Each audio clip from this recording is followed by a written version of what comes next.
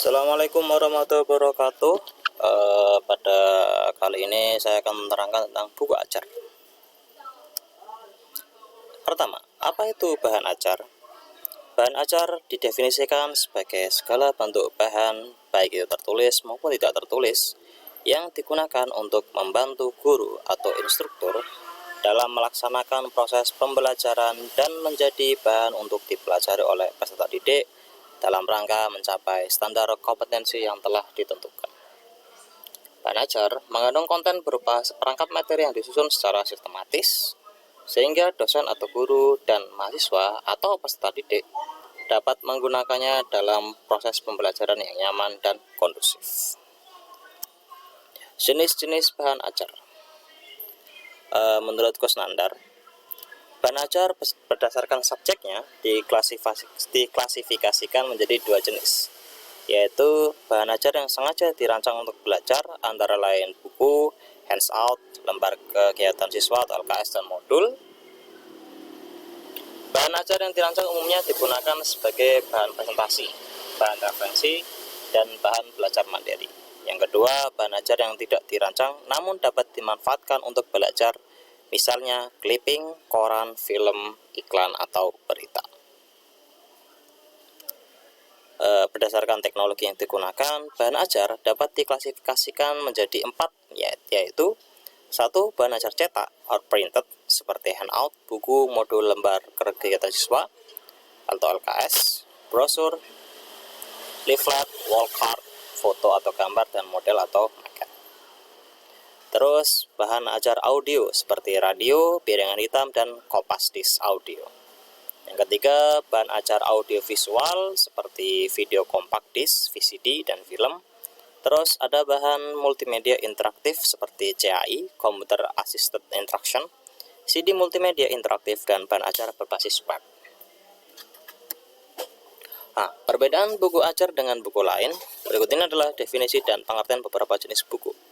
Yaitu pertama, ada monograf, adalah sebuah sebutan lain untuk buku dan digunakan untuk membedakan terbitan tersebut dengan terbitan berseri.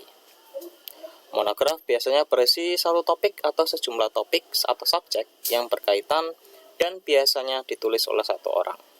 Selain itu, monograf juga merupakan terbitan tunggal yang selesai dalam satu jilid dan tidak berkelanjutan. Namanya juga mono.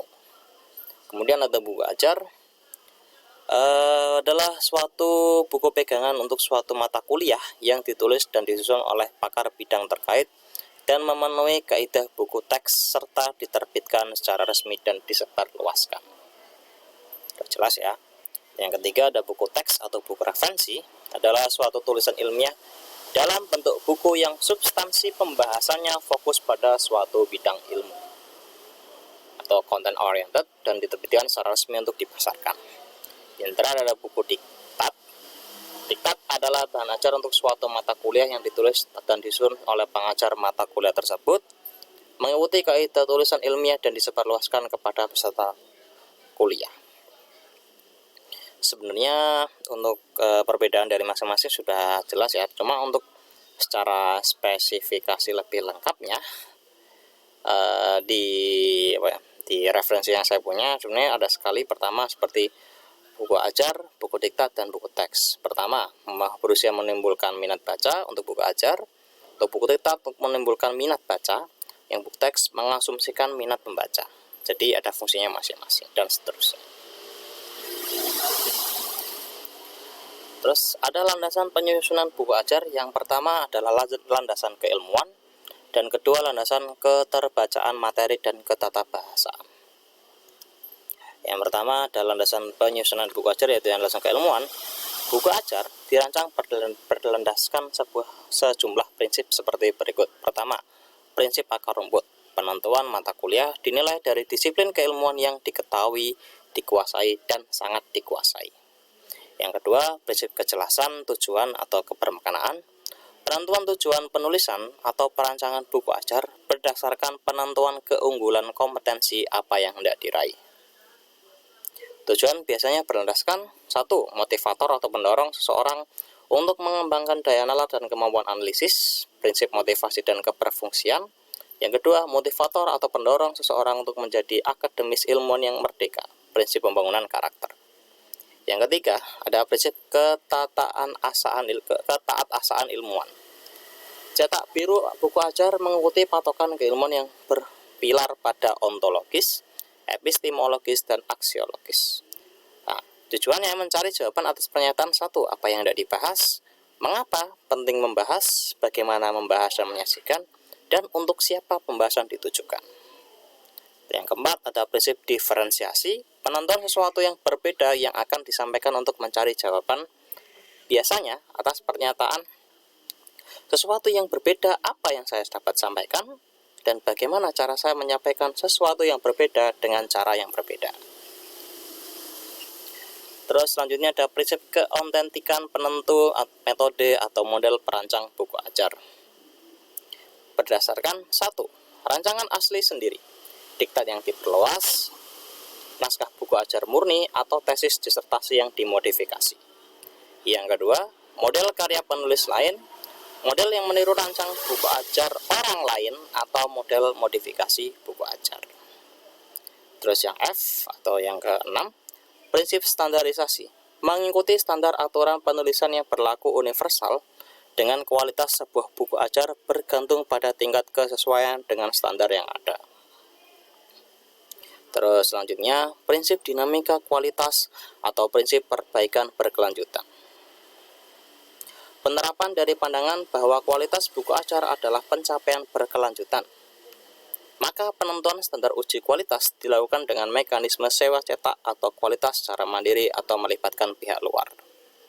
Yang H, prinsip keseimbangan teori dan praktek, penentuan bagaimana keseimbangan antara teori dan praktek. Dapat terlihat pada sebuah buku ajar dengan menentukan tingkat proporsi yang tepat antara pandangan filosofis, teori, konsep dengan sejumlah contoh aplikasi dalam dunia nyata. Aplikatif dalam dunia nyata. Terus yang terakhir, prinsip komunikatif. Cetak biru buku ajar bersifat komunikatif. Buku ajar yang baik memiliki metode penyampaian materi yang bersifat lugas, akademis, ilmiah, edukatif, dan komunikatif. Semakin komunikatif sifat sebuah buku ajar, semakin baik buku ajar dapat diterima. Oh ya, untuk yang kelupaan adalah landasan keterbacaan materi dan keterbahasaan di PPT kelupaan. Ini berkaitan dengan penyusunan buku ajar, bagaimana materi harus diolah agar memberikan kemudahan bagi mahasiswa untuk memahaminya, dan bagaimana panjang dan suasana kata, frasa, kalimat, dan wacana tidak menyulitkan mereka. Terus selanjutnya ada format penulisan buku ajar. Format penulisan buku ajar yang baik adalah 1. Maksimal ukuran kertas A4 21 cm x 29,7 cm, dan minimal menurut Direktorat Jenderal Pendidikan Tinggi adalah ukuran A5 14,8 cm x 21 cm. Jumlah halaman minimal adalah 49 halaman. Terus buku ajar yang baik harus ber-ISBN International Standard Book Number dengan menggunakan gaya bahasa semi normal. Maksud penggunaan bahasa semi normal adalah buku ajar tidak terlalu formal, karena buku ajar digunakan dalam kegiatan belajar mengajar, sehingga gaya bahasa yang digunakan bisa menggunakan bahasa lisan seperti mengajar di kelas, namun tetap mudah dipahami pembaca dengan struktur kalimat SPOK, subjek, predikat, objek, dan keterangan. Terus buku ajar yang baik juga perlu mencantumkan TEU, TIK, dan kompetensi yang disusun sesuai dengan perencanaan pembelajaran. Sedangkan untuk materi yang diajarkan bisa mengambil beberapa hasil penelitian untuk menambah referensi pengajaran yang masih relevan dengan pokok bahasan. Tidak kalah pentingnya adalah menyertakan catatan kaki, footnote, daftar pustaka, dan indeks. Struktur isi buku ajar adalah batu, cover halaman, pengesahan, daftar isi, kata pengantar, prakata, sawancan wacana, judul bab, pendahuluan, penyajian materi, judul bab, rangkuman, latihan, tugas eksperimen, rujukan, bacaan yang dianjurkan, judul bab, bab 2 judul bab, bab 3 judul bab, daftar, dan selanjutnya daftar pustaka. Maaf ini di PPT salah, indeks, dan lampiran.